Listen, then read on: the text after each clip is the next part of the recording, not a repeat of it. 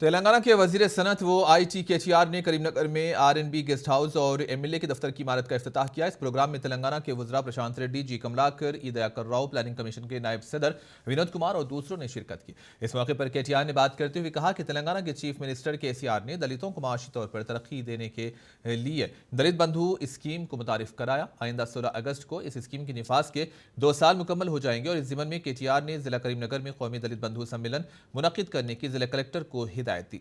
KTR ने Huzurabad assembly हलके के कमलापुर का भी दौरा किया। इस मौके पर इन्होंने Mahatma Jyotiba Phule Telangana BC welfare boys and girls school की बिल्डिंग और गवर्नमेंट जूनियर कॉलेज और कस्तूरबा गांधी गर्ल्स स्कूल का भी इफ्तिताह किया। इस मौके पर इन्होंने तुलबा के साथ खाना भी खाया।